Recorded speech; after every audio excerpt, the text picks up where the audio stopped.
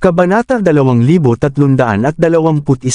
Naging balisa si Zib habang napansin niya ang balak ni Blake na ibigay kay Severin ang metal oro. Ngunit nagreklamo pa rin siya ng may pag-aatubili. Walang ngunit. Aalis na tayo, sagot ni Blake sa kanya ng may mahigpit na tono. Habang nagsasalita si Blake, muling bumaba ang kanyang aura sa antas ng isang level 5 Paragon na nasa panimulang yugto.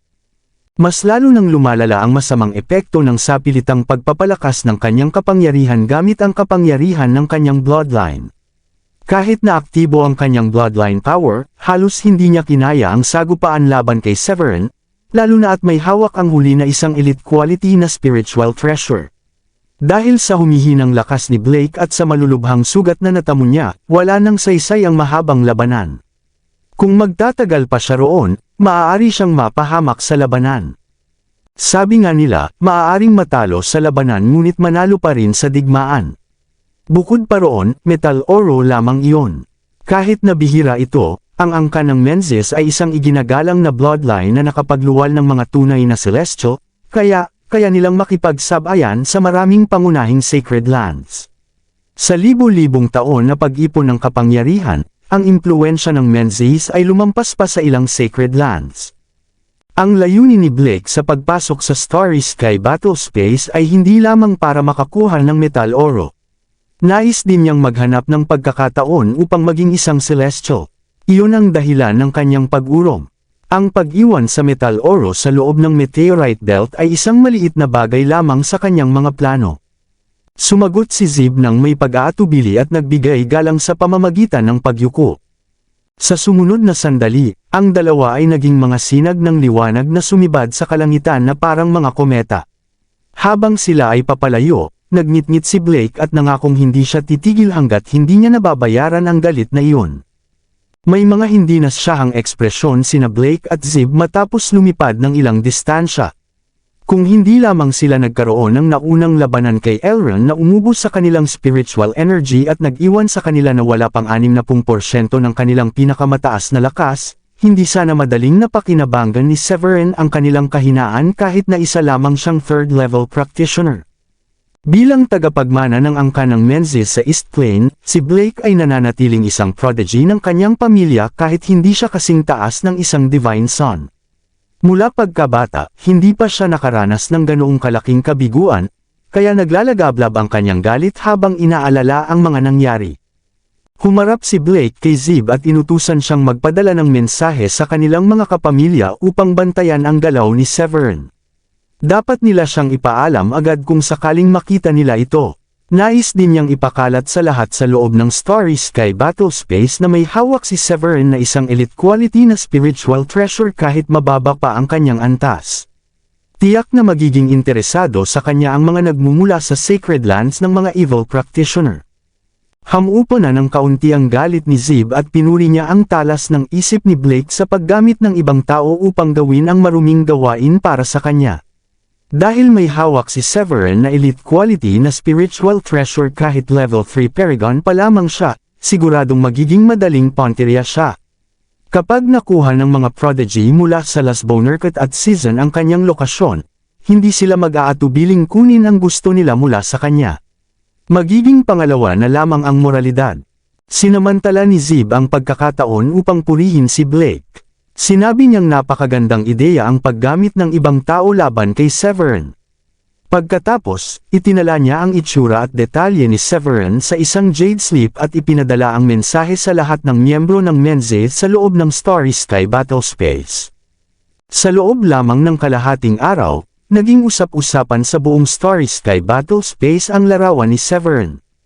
Sa isang malaki at hitik sa buhay na planeta sa kailaliman ng kosmikong kalawakan ay nakaupo ang isang level 7 Paragon. Isa siyang binatang nakasuot ng pilak na balabal. May berdang mga ulap na gawa sa gintong seda ang kanyang kasuotan. Katatapos lamang niyang bawiin ang kanyang divine senses mula sa jade slip na nasa kanyang baywang. Sa tabi niya ay may dalawang alagad ng Menzi, at isa sa kanila ang nag-uulat ng mga naganap kamakailan. Ayon sa ulat ng ikatlong batang Panginoon, nakatagpo ang ikapitong batang Panginoon ng meteorite belt na may metal oro at nakipaglaban sa ikasyam na prinsipe ng Great Flare. Pagkatapos noon ay nagkaroon ng sagupaan sa lalaking nasa larawan, na nauwi sa pagkatalo ng ikapito. Nang marinig iyon, napangisi ang binatang nakasuot ng pilak na balabal. Pareho pa rin ang ugali niya tulad ng dati. Sinusubukan niyang gamitin ang suporta ng Menzies upang palakasin ang galaw ng kanyang paghihiganti, kaya nagkakagulo sa buong Starry Sky battle space. Nagpaliwanag ang isa sa mga alagad. Nais ng ikapitong batang Panginoon na manipulahin ang sitwasyon at gamitin ang kapangyarihan ng iba upang patayin ang taong iyon. Ngunit hindi iyon ang nangyari. Sa halip, lalo lamang niyang pinataas ang katayuan ng taong iyon sa aming angkan sa pamamagitan ng pagpapakalat ng balita, sabi ng marangal na binata habang nanlilibak. Dahil sa galit sa kanyang pagkatalo, ikinalat ni Blake ang larawan ni Severin sa buong Starry Sky battle space at ibinunyag na may hawak si Severin na elite quality na spiritual treasure. Hindi niya namalaya na ang ginawa niyang iyon ay nagmukhang ginamit ng Menzies si Severin bilang tuntungan upang makilala. Samantala, sa isang rehiyong puno ng mga black hole, sinuri ng panganay na prinsipe ng Great Flare na si Elry ang larawan ni Severin sa isang jade pendant. Tinanong niya ang kanyang mga gwardya kung tiyak bang mula kay Blake Menzies ang mensahe. Sumagot ang mga gwardya nang may kumpirmasyon. Totoo yun, kamahalan. Ngumiti si Elry at nagsalita. Interesante, sinakta ni Blake ang aking ikasyam na kapatid at pagkatapos ay siya naman ang natalo ng taong iyon. Mukhang kapana-panabik ang taong nakatalo kay Blake. Nais kong malaman kung saang sacred land siya nagmula. Si Elry ay isang prodigy na ang katayuan ay kapantay ng Divine Son ng Menzies. Alam niya ang lakas ni Blake at batid niyang kahanga-hanga ang isang level 5 Paragon kahit sa iba't ibang sacred lands. Mataas ang ranggo ng ganitong antas at kaya pa nilang makipagsabayan sa mga sacred disciple. Ang pagkatalo ni Blake ay nakakuha ng pansin ni Elry kahit kaunti lamang. Bilang panganay na prinsipe ng dinastiya ng Great Flare, mahigit 30 taong gulang pa lamang siya at taglay ang antas na level 8 Paragon. Hindi niya itinuturing na karapat-dapat sa kanyang pansin ang mga practitioner na level 3 pababa. Ang interes niya kay Severin ay nagugat lamang sa pagkatalo ng isang Menzies. Tutal, madalas ang alitan sa pagitan ng Menzies at Great Flare dahil sa magkalapit nilang lokasyon. Habang mas lalong kumakalat ang larawan ni Severin sa Starry Sky battle space, maraming prodigy ang naakit sa balitang ang isang level 3 Paragon ay may hawak na elite quality na spiritual treasure. Lahat sila ay nagsimulang magmasid at maghintay ng pagkakataon. Sa isang hindi pa natutukoy na planeta, isang payat na figure na nakasuot ng itim na balabal ang naglabas ng aura na kasing bangis ng bundok ng mga bangkay at dagat ng dugo. Dinilaan niya ang kanyang labi at tumungala sa langit. Nakakatuwang isipin na may hawak siyang elite quality na spiritual treasure kahit level 3 Paragon lamang siya. Binalot ng maitim na enerhiya ang katawan ng lalaki at naglabas ito ng demonic na presensyang punong-puno ng kapangyarihan. Nang pakawalan niya ang kanyang level 5 Paragon aura, nagkaroon ng mga bitik na umaabot ng libo-libong milya sa tigang na lupa sa ilalim niya. Nasiyahan siya sa epekto ng kanyang lakas, kaya umangat siya sa himpapawid at dumiretso patungo sa meteorite belt na binanggit ni Blake sa mensahe. Sa loob ng meteorite belt, hindi pa rin alam ni Severin na ikinalat na ni Blake sa marami ang kanyang larawan at ang impormasyon tungkol sa kanyang elite quality na spiritual treasure.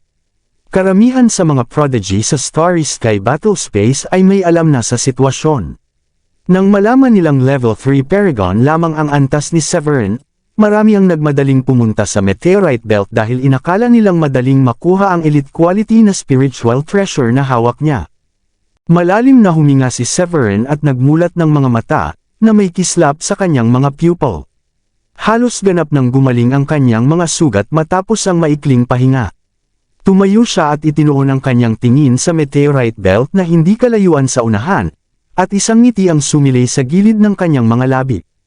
Dapat kong tipunin agad ang lahat ng metal oro na ito at saka magtungo sa susunod na lokasyon, bulong ni Severin sa sarili bago mabilis na kinuha ang heavenly furnace mula sa kanyang storage ring. Lumaki ang kaldero hanggang sa maging kasing laki ng isang maliit na burol. Itinaas ni Severin ang kanyang kamay patungo sa isang meteorite na may lawak na ilang milya.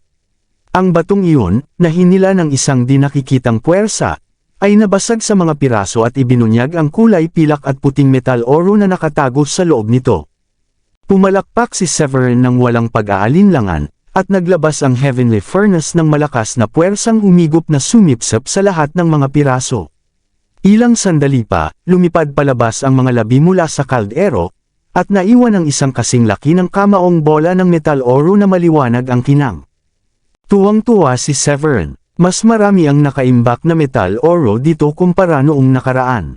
Noon, isang kasing laki lamang ng palad na bola ng metal oro ang nakuha niya, at ang dami sa loob ng meteorite belt ay maaaring lumampas pa sa dati niyang ani.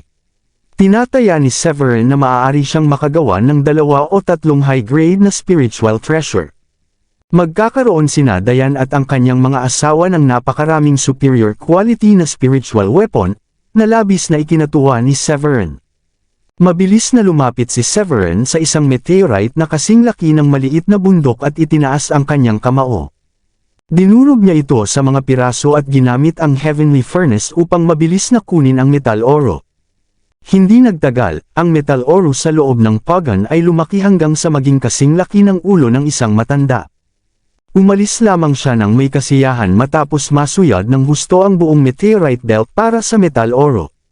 Ang kanyang nakuha ay maaaring makalikha ng 4 na superior quality na spiritual treasure mula sa metal oro lamang. Bukod pa sa daming kailangan upang e-upgrade ang kanyang green shield, nakatagpo rin si Severin ng sapat na materyales upang makagawa ng superior quality na spiritual treasure para sa kanyang mga asawa. Punong-puno ng saya at pananabik, nag-isip si Severin. Marahil dito nagmula ang reputasyon ng Starry Sky Battlespace. Ang panlabas na bahagi pa lamang ay napakarami ng kayamanan, at hindi matiyak kung ano pa ang maaari kong matagpuan kung lalalim pa ako sa loob. Matapos umalis sa meteorite belt, kinuha ni Severin ang isang jade slip at sinuri ang mapa. Hindi nagtagal ay napansin niya ang isang lugar na hindi kalayuan sa kanyang kasalukuyang lokasyon na may anotasyong herbs. Matapos matiyak ang direksyong dapat niyang tahakin, tumayo si Severin at sumugod sa himpapawid bilang isang sinag ng liwanag. Sa isang iglap, bumalik sa katahimikan ang kaguluhan sa meteorite belt, isang kalagayang magtatagal ng ilang siglo maliban na lamang kung gambalain ng mga tagalabas. Sa panahong iyon, ang pag-igting ng mga hangin at ang pagsipsip ng kapangyarihang inilalabas ng buwan at mga bituin ay magpapalapot ng panibagong batch ng metal oro, na naghihintay sa susunod na prodigy na papasok sa Starry Sky Battlespace at makakatuklas sa mga ito. Hindi nagtagal matapos umalis si Severin mula sa meteorite belt, isang payat na figure na nakasuot ng itim na balabal ang dumating sa lugar. Matapos pagmasdan ang kaguluhang naiwan sa loob ng meteorite belt, naging malamig ang ekspresyon ng lalaki at sumili ang isang malamig na kislap sa kanyang matatalas na mata. Sayang at nakaalis na siya, wika ng lalaki habang dinidilaan ang kanyang labi. Umiikot ang maitim na enerhiya sa paligid ng lalaki na nagngangalang Halbert Joel. Isa siyang pangunahing alagad ng Yellow Ghost Sacred Land ng season. Taglay ang pambihirang demonic na kakayahan. Ang antas ng kanyang kapangyarihan ay nalalagpasan lamang ng piniling tagapagmana ng Evil Sect. Siya ang pangunahing puwersang ipinadala ng Yellow Ghost Sacred Land upang pumasok sa Starry Sky Battlespace. Nang malaman ang balita mula kay Blake, agad na nagmadali si Halbert dahil siya ang pinakamalapit sa lokasyon. Bilang isang level 5 Paragon, umaasa siya sa matataas na antas ng spiritual treasure na hawak niya. Kung mapapatay niya si Severin at maagaw ang superior quality na spiritual treasure, naniniwala si Halbert na may tsansa siyang makipagtagisan para sa titulo ng piniling tagapagmana ng Yellow Ghost Tribe. Ang prinsipyong sinusunod ng mga evil practitioner ay ang manghuli sa mahihina upang makamit ang kanilang layunin. Sa paningin ni Halbert, ang isang level 3 Paragon ay hindi karapat-dapat magkaroon ng isang elite quality na spiritual treasure, at maaari pa itong ituring na pag-aaksaya sa napakahalagang bagay. Ang malahalimaw na mga mata ni Halbert ay puno ng maitim na enerhiya, bumubuo ng kakaibang demonic na titig na tila kayang tumagos sa kawalan at subaybayan ang direksyon ng paglipad ng isang tao. Hindi nagtagal, natukoy ni Halbert ang direksyong tinahak ni Severin. Agad na sumiklab ang tuwa sa kanyang mukha. Mas mabuti pang huwag kitang maabutin, bulalas ni Halbert ng malamig matapos ihinto ang kanyang teknik. Umangat ang kanyang katawan sa himpapawid at naging isang sinag ng liwanag na humabol kay Severin sa direksyong kanyang tinahak. Sa ibang lugar, nakalipad na si Severin ng libu-libong milya sa kanyang tuloy-tuloy na paglipad. Unti-unting lumitaw sa kanyang harapan ang isang planeta na hitik sa puwersa ng buhay. Ipinadaloy ni Severin ang kanyang divine senses upang damhin ang lugar, at natuklasan niyang ang buong planeta ay nababalutan ng luntiang damuhan at mga puno. Taliwas sa tahimik na kalangitan, kapansin-pansing buhay na buhay ang berdeng planetang iyon. Makikita ang saya sa mukha ni Severin habang bumubulong sa sarili. Mukhang ito na iyon. Ayon sa mapa na nakuha niya mula kay Alva, ang buhay na planetang iyon ay naglalaman ng maraming alchemical herbs, kaya isa ito sa mga bihirang lugar sa Starry Sky Battlespace na may ganitong kayamanan. Habang naglalakbay si Severin, nakatagpo na siya ng ilang planeta, ngunit karamihan ay mga tuyong bunganga at walang palatandaan ng buhay. Maliban sa planetang naglalaman ng lunar dew, karamihan sa mga lugar ay lubhang tigang at wala ni bakas ng mga meteorite. Samantala, habang lalong lumalalim siya sa Starry Sky Battlespace, mas dumadalas ang mga black hole at ang Nine Heavens Gale, kaya lalong nagiging hindi matatag ang paligid. Iba't ibang elementong enerhiya ang biglaang lumalabas mula sa mga bitik. Dahil sa napakalawak ng Starry Sky Battlespace na halos maituturing na sarili nitong mundo, napakalayo ng pagitan ng bawat planeta. Ang isang level 3 Paragon tulad ni Severin ay mangangailangan ng ilang araw upang malibot ang buong Starry Sky Battlespace. Umiling si Severin at muling nagtuon ng pansin. Pagkatapos ay bumaba siya patungo sa berdeng planetang nasa harapan niya, dahil ayon sa anotasyon sa mapa, napakahalaga ng mga halamang naroon. Kabanata 2325. Batay sa impormasyong ibinigay ng mapa, bumulong si Severin sa sarili. Marahil may mga 7th grade herbs din sa planetang ito. Isa siyang 7th grade medium rank alchemist, kaya walang silbi para sa kanya ang mga karaniwang 6th grade herbs. Tanging ang 7th grade herbs lamang ang kayang pumukaw ng interes ni Severin upang kumilos. Umaasa siyang sapat ang kalidad ng mga halamang nasa planetang nasa unahan upang matugunan ang kanyang mahigpit na pamantayan. Nakakadismaya kung puro 6th grade herbs lamang ang makikita niya.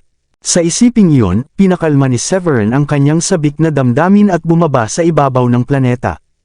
Paglipag niya, ang bumungad sa kanya ay malawak na kalawakan ng mga halaman. Napakasariwa ng hangin sa paligid, bagaman hindi kasing yaman sa spiritual energy tulad ng sa Grundy Uno sect. Gayunman, mas maigi pa rin ito kumpara sa ibang lugar sa Starry Sky Battlespace na halos walang kahit katiting na spiritual energy. Matapos huminga ng malalim sa sariwang hangin, nakaramdam si Severin ng kasiyahan. Mukhang maganda ang konsentrasyon ng spiritual energy dito. Baka may mga 7th grade herbs pa rito. Pinakawala ni Severin ang kanyang divine sense upang saklawin ang buong planeta. Maingat niyang sinuri ang bawat bahagi na umaasang matutuklasan ang mahahalagang halamang hinahanap. Hindi nagtagal, nakapulot siya ng mga bakas ng 4th grade, 5th grade, at 6th grade herbs. Ilang minuto pa lamang ang lumipas nang matagpuan ni Severin ang unang 7th grade herb. Tumutubo ito sa mapanganib na bahagi ng isang bangin, at mukhang isang orchideas na may puting bulaklak. Malakas ang amoy ng medicinal na halimuyak nito, at may banayad pang kislap ng spiritual na liwanag. Nakilala niya ito bilang Moonlight Orchid, at alam niyang tumutubo ito sa mga lugar kung saan pinakamalakas ang enerhiya ng mga bituin. Napakalakas ng bisa nito dahil kaya nitong palakasin ang solar spirit at enerhiya ng dugo ng isang tao, at isa rin itong mahalagang sangkap sa paggawa ng maraming 7th grade na gamot. Sa pagpapagaling ng mga sugat, may natatangi itong kakayahang ibalik ang solar spirit ng isang tao at tulungan siyang makarecover hanggat hindi pa siya nasa bingit ng kamatayan. Agad na nagtungo si Severin sa kinaroroonan ng halamang iyon at walang pag-aatubiling inani ito. Pagkatapos, nagpatuloy siyang suyurin ang buong planeta upang maghanap pa ng ibang 7th grade herbs. Ngunit tila nawala ang kanyang swerte dahil sa kahit masusing paghahanap ay wala na siyang nakitang iba pang hinahangad na 7th grade herbs. Napakunot ang noo ni Severin sa tila malas na pangyayaring iyon at nagbulong. Sana hindi ito senyales na lumalala ang aking kapalaran. Napakalaking kamalasan kung libo-libong milya ang nilakbay niya at iisang kapaki-pakinabang na halaman lamang ang makukuha. Habang iniisip ni Severin ang tungkol sa kanyang swerte, may napansin ang kanyang divine sense na isang kulay pilak na halaman sa isang bundok sa malayong bahagi ng planeta. 9 pulgada ang taas nito at may kumikislap na metalikong pilak na anyo. Naglalabas ito ng napakalakas na kapangyarihan ng starlight na maaaring pumantay pa sa lunar dew na dati niyang natuklasan. Nang makita ang hindi inaasahang natuklasan, nanginig ang katawan ni Severin at sinabi, Ito ang 8th grade silver moon grass. Hindi akalain ni Severin na makakatagpo siya ng isang 8th grade herb. Ang ganitong mga halaman ay maaaring gamitin sa paggawa ng mga gamot para sa mga royal paragon. Hindi masukat sa salapi ang halaga nito, at ang silver moon grass na tumagal ng ilang siglo ay napakabihira kaya naniniwala si Severin na kaya nitong itulak ang kanyang antas hanggang level 4 o maging level 5 paragon. Hindi na kailangang ipaliwanag pa ang halaga ng silver moon grass. Sa sandaling iyon, bumilis ang paghinga ni Severin. Mabilis siyang sumugod bilang isang sinag ng liwanag, na hinahati ang hangin at nagdulot ng malakas na ugong. Sa isang iglap, narating ni Severin ang lugar kung saan tumutubo ang silver moon grass. Punong-puno ng tuwa, napabulalas siya. Hindi ko akalaing makakahanap ako ng 8th grade herb dito. Maingat na inani ni Severin ang silver moon grass kasama ang lupang kinalalagyan nito at inilagay ito sa isang kahon upang mapanatili ang malakas nitong bisak bilang halamang gamot. Ang silver moon grass ay tumutubo lamang sa mga lugar na may pinakamataas na konsentrasyon ng kapangyarihan mula sa buwan at mga bituin. Bihira ito kahit sa Blue Realm, kaya ang makatagpo ng isang tangkay sa Starry Sky Battle Space ay lubhang kahanga-hanga para kay Severin. Ang mahalagang halamang ito ay nagsisilbing mahalagang sangkap sa paggawa ng Paragon Pill, isang gamot na iniinom ng mga level 9 Paragon upang makapasok sa antas ng Royal Paragon. Ang tsansa ng matagumpay na pag-angat ay maaaring tumaas ng 50%. Matapos mailagay ang silver moon grass sa kahon at itago sa kanyang storage ring, muling pinalawak ni Severin ang kanyang divine sense sa buong planeta. Doon tila naubos ang kanyang swerte dahil wala na siyang natuklasang iba pa. Natauhan si Severin at nagpasalamat na lamang sa mga nakuha na niya. Pagkaraan ng maikling pahinga, kinuha ni Severin ang Jade Sleep at pinag-aralan ang mapa. Maya-maya, iminulat niya ang kanyang mga mata at saglit na tiningnan ang kanyang katawan bago muling nagmulat. Ang kanyang layunin ay nasa mas malalim na bahagi ng Starry Sky Battle Space. Nang malinaw na sa kanya ang kanyang pakay, umangat siya sa himpapawid at nag-iwan ng unos habang sumugod sa kalawakan ng mga bituin. Nang makalipad si Severin ng ilang daang milya palayo sa planeta, isang itim na letigo ang biglang hamampas mula sa kawalan. Mabilis siyang kumilos at inilabas ang kanyang green shield upang harangin ang biglaang pag-atake. Tinikit niya ang kanyang mga mata at tinukoy ang pinagmulan ng atake, at nakita ang isang aninong figure. Lumabas mula sa dilim ang isang payat na lalaking nakasuot ng itim na balabal at nagsalita sa paos na tinig. Aba, ang talas ng pandama mo. Hindi na nakapagtataka na natalo mo si Blake. Nanatiling kalmado si Severin at mahigpit na hinawakan ang bughaw na kalasag. Napansin niya ang aura ng level 5 Paragon na nagmumula sa lalaki, pati na ang maitim na demonic na enerhiyang bumabalot dito. Sapat na iyon upang matukoy ni Severin na isa itong evil practitioner. Malamig na nagtanong si Severin, "Hindi pa tayo nagkikita, at wala akong alitan sa iyo. Bakit mo hinaharang ang daan ko?" Lumapit ang payat na lalaki kay Severin na may paghamak at nagsalita. "Ang mga kayamanan ay laging napupunta sa mga karapat-dapat. Narinig kong may hawak kang elite quality na spiritual treasure. Ibigay mo iyon, at palalayain kita." Isang nakakatakot na ngiti ang sumilay sa labi ng lalaki habang ibinunyag ang kanyang may itim na ngipin. Agad na naunawaan ni Severin na nais siyang nakawan ng lalaki. Naisip niya kung paano naikalat ni Blake ang impormasyon at kung paanong nakatawag ito ng pansin ng isang evil practitioner. Bahagyang ngumisi si Severin at sumagot, "At kung tumanggi ako?" Ang matatag na tono ni Severin ay umalingaw na parang kulog. Pinakawalan niya ang kanyang level 3 Paragon Aura, na pinupunit ang espasyo sa paligid at nagpapalakas ng isang malakas na unos ng hangin. Napatigil sandali ang ekspresyon ni Halbert nang marinig ang matibay na tinig ni Severin, ngunit panandalian lamang iyon.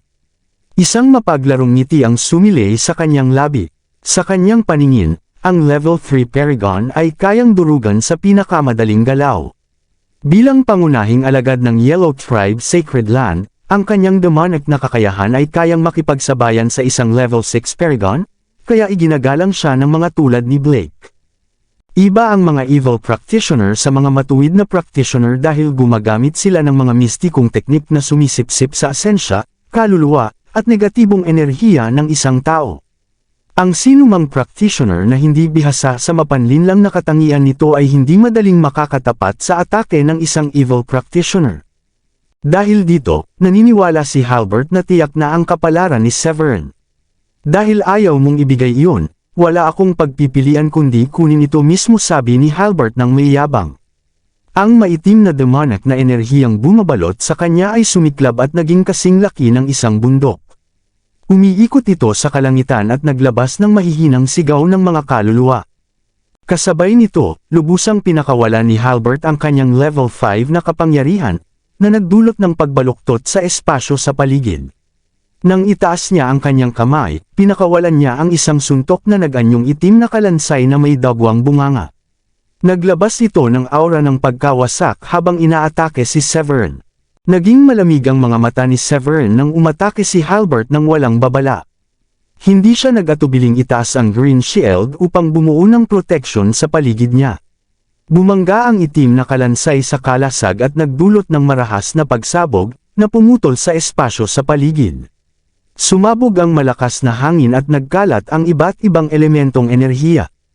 Isang malakas na pagsabog ang umalangaw at bahagyang kumupas ang protection ng kalasag. Agad na pinakilos ni Severin ang spiritual energy ng langit at lupa sa kanyang energy center upang ayusin ang mga bitik sa nasirang kalasag. Sa kabila ng kanyang pagsisikap, tinangay siya ng marahas na shockwave palayo. Sa kabutihang palad, dahil sa mabilis niyang reaksyon at mahusay na pagkontrol sa green shield, nagawa niyang patatagin ang kanyang sarili. Kitang-kita ang pagkagulat ni Halbert nang makita niyang natiis ni Severin ang malakas na atake. Bahagya siyang napakunot at ngumisi. Naiintindihan ko na kung bakit nagdusa si Blake sa kamay mo. Malakas ka rin pala. Sayang lamang at masyadong mababa ang antas mo para makaligtas laban sa akin. Sa isang kumpas ng kanyang kamay, inilabas ni Halbert ang kanyang sandata, isang mahabang latigo na kilala bilang Soul Devouring Bone Whip. May mga matutulis na tinik ito sa buong haba, at ang mga iyon ay gawa sa mga gulugod na nagmula sa 79 na Supreme Saint. Nasa loob din nito ang mga hinanakit na kaluluwa ng mga yumao. Sumambulat ang mga sigaw ng desperasyon at paghihirap mula sa latigo ng ito ay ilabas. Umalangaw-ngaw ang mga alon ng masamang enerhiya mula sa loob nito. Hinamplas ni Halbert ang latigo patungo kay Severin, at nagpakawala ito ng ingay ng mapanira at demonyong enerhiya na umalangaw-ngaw sa loob ng milya-milya. Binaluktot ng masamang enerhiya ang espasyo sa paligid, na pinupunit maging ang liwanag ng mga bituin. Isang matalim at mabilis na tunog ang narinig nang kumawala ang itim na liwanag mula sa Soul Devouring Bone Whip. Umabot ito ng libo-libong talampakan, at dala nito ang nakakatakot na sigaw ng mga inosenteng kaluluwa. Sa isang iglap, natabunan nito ang sandaang talampakan at hiniwa ang espasyo na parang mainit na kutsilyo sa mantikilya. Isang madilim na bitak lamang ang naiwan sa dinaanan nito. Nang maramdaman ang paparating na itim na liwanag, nanigas ang ekspresyon ni Severin. Umagos sa kanyang katawan ang spiritual energy ng langit at lupa, na mabilis na damaloy sa kanyang mga braso at buto. Dahil sa enerhiyang iyon, ang kanyang dugo ay umalab na parang init ng araw, at nagmukha siyang isang nilalang na bumaba mula sa kalangitan na may balabal ng banal na liwanag. Sa harap ng paparating na itim na liwanag, itinaas ni Severin ang kanyang kamay at agad na sumuntok. Sumugod ang kanyang kamao na parang dragon, at sumiklab ang matinding liwanag na maihahambing sa araw.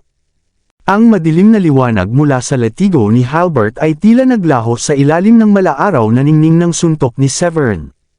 Isang malakas na pagsabog ang sumunod, at may apoy na sumirit patungo sa kalangitan bago nagdulot ng marahas na shockwave sa kalawakan. Dahil muling nakaiwas si Severin sa atake, lalong nainis si Halbert. Mahigpit niyang hinawakan ang latigo at sumugod kay Severin. Tingnan natin kung gaano karami sa mga teknik ko ang kakayanin mong tiisin, sigaw ni Halbert ng malamig. Sa sumunod na sandali, kumislap ang latigo sa sunod-sunod na itim na liwanag at muling hamampas pababa. Hindi na itinago ni Severin ang kanyang lakas at lubos na pinakawalan ang kanyang kapangyarihan. Ang kanyang level 3 Paragon Aura ay nagdulot ng shockwave sa buong kalawakan, na nagpakawalan ng pressure na umabot ng libo-libong milya. Pagkatapos, ipinatawag ni Severin ang kanyang elite quality na spiritual treasure na Wildfire Sky Soil Zenith. Umangat ito sa himpapawid at naganyong bundok na dumagan sa espasyo sa paligid at nagdulot ng mga bitik sa kawalan. Lahat ng paparating na sinag mula sa latigo ni Halbert ay naharang ng tumama sa Sky Soil Zenith at agad na naglaho. Nang makita ni Halbert ang kayamanang matagal na niyang pinagnanasaan, ngumiti siya ng may kasakiman at walang takot. Totoo ngang may hawak kang elite quality na spiritual treasure.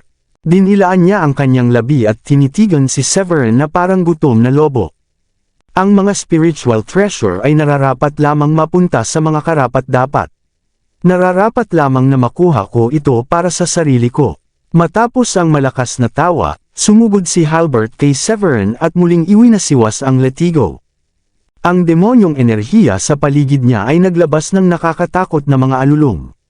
Lalong tumindi ang madilim na ningning ng Soul Devouring Bone Whip at ang nakakatakot na aura nito. Ang aura pa lamang ay kumalat na sa lawak na umaabot ng libo-libong milya. Pagkatapos, hinampas ni Halbert ang hangin gamit ang latigo, at nagpakawala ito ng libo-libong matatalim na itim na liwanag na dumurog sa espasyo sa paligid.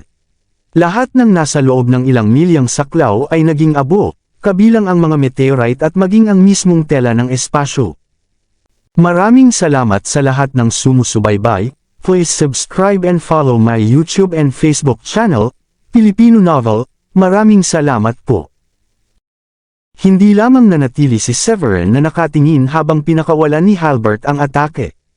Ipinakawala niya ang kanyang spiritual treasure at bumuo ng ilang komplikadong hand seals. Ang Sky Soil Zenith na kahawig ng isang banal na bundok ay nagbago sa isang sinag ng liwanag at pinunit ang kawalan habang sumusulong. Sumunod ang napakaraming malalakas na hangin, dala ang isang nakakatakot na aura patungo kay Halbert. Ang malawak na itim na liwanag ay nawasak sa isang pagsabog ng apoy sa epekto ng Sky Soil Zenith. Ang resultang shockwave ay nagdulot ng pagbagsak ng lahat ng bagay sa loob ng ilang milyang saklaw sa kalawakan at lumikha ng bitik sa espasyo. Ang pag-alingaw ng kaganapan ay kumalat sa hangin na parang alon sa tahimik na lawa, na umaabot ng libo-libong milya. Napansin ni Halbert ang napakalaking pagtaas ng lakas ni Severin matapos gamitin ang Sky Soil Zenith. Bagamat siya ay level 5 Paragon, alam ni Halbert na hindi magiging madali ang makuha ang kalamangan. Sa halip na magreklamo, nakaramdam siya ng kasiyahan, dahil ang kakayahan ni Severin na makipagsabayan sa kanya ay malinaw na dahil sa elite quality na spiritual treasure. Ang isang ordinaryong superior quality spiritual treasure ay bihirang makapagpantay ng level 3 Paragon sa isang level 5 Paragon. Ang dahilan ay napakalaki ng pagitan ng bawat antas at imposibleng lampasan, lalo na't si Severin ay level 3 lamang. Ang mga makapasok sa Starry Sky Battle Space ay mga prodigy ng Blue Realm na kayang makipagsabayan sa kapantay nila at maaaring lumampas sa antas. Gayunpaman, nananatili ang pangunahing pagkakaiba sa pagitan ng antas ni Severin at ni Halbert, sa likas na lakas o sa kapangyarihan ng langit at lupa na na-refine. Ang pananabik at kasakiman ni Halbert para sa Wildfire Sky Soil Zenith ay lalo pang tumindi sa bawat palitan ng atake, na lumalakas sa bawat sandali. Sa isang maliit na meteorite belt na ilang libong milya ang layo, isang maringal na binata na nakasuot ng berdeng balabal ay naglalakbay sa lugar kasama ang isang sycophantic na binata. Ang huli ay marahil nasa unang yugto ng level 1 Paragon. Marahil dapat nating tuklasin pa ang mas malalim sa Starry Sky Battle Space upang humanap ng mas maraming oportunidad. Tumango ang binatang nakabalot ng berde, na tinanggap na walang makikita sa meteorite belt. Ang dalawang ito ay walang iba kundi sina Simeon at Tobias, na nagkasalubong sa kanilang pagpasok sa Starry Sky Battlespace. Nagdesisyon silang maglakbay ng magkasama, at malinaw ang kanilang layunin. Gusto nilang matagpuan ang mga evil practitioner mula sa Wicked Tribe at hayaang patayin niyan si Severin. Sa kasamaang palad, wala pa silang nakatagpo ang practitioner. Sa halip, halos mabiktima sila ng ilang galaxy monsters. Si Tobias, na mas mahina sa dalawa, ay muntik nang maging pagkain ng mga nilalang. Sa pakikibaka upang makaligtas at makalabas sa Starry Sky Battlespace ng buo, walang ibang nagawa si Tobias kundi pagsilbihan si Simeon. Dahil wala namang kapansin-pansing pangyayari matapos nilang tuklasin ang meteorite belt, napabuntong hininga si Simeon at nagsabi, magpatuloy tayo sa mas malalim. Maaaring makakita tayo ng mas maraming oportunidad doon. Habang naghahanda silang sumisid sa mas malalim, nakadama sila ng banayad na bakas ng shockwave ng isang labanan. Biglang sumigaw si Tobias, pakiramdam ko, may laban ba rito? Napinig ni Simeon ang mga kalamnan, ngunit agad niyang nadama na ang labanan ay ilang libong milya ang layo. Kaya naman napabuntong hininga siya ng ginhawa. Kabanata 2330. Ang pinakamalaking takot ni Simeon ay baka maipit sila sa isang labanan sa pagitan ng mga prodigy. Nang bawiin ni Simeon ang kanyang divine sense, may pamilyar na enerhiya mula sa mga mahihinang alon ang nakahuli sa kanyang pansin. Matapos balikan ang kanyang mga alaala, sinabi niya, hindi ba iyon si Severin? Dahil nakipagpalitan na siya ng mga suntok kay Severin bago pumasok sa Starry Sky Battlespace, nakilala ni Simeon ang natatanging pagbabago sa aura ni Severin. Pumasok siya sa Starry Sky Battlespace para sa isang dahilan lamang, upang tiyakin ang kamatayan ni Severin. Sa isipan niyang iyon, napuno ng walang awang determinasyon ang mga mata ni Simeon. Tinitigan niya si Tobias na kinakabahan at sinabi, nasa labanan si Severin ilang libong milya ang layo. Agad na nagbago ang ekspresyon ni Tobias. Pinisil niya ang mga ngipin at pinilit si Simeon, dapat muna tayong lamusong sa kailaliman ng Starry Sky Battlespace. Ang kakayahan ni Severin sa labanan ay higit sa atin, at ang mga kalahok sa labanan ay mas malalakas kaysa sa atin. Maaaring ilagay natin ang ating sarili sa panganib kung susubukan nating lumapit.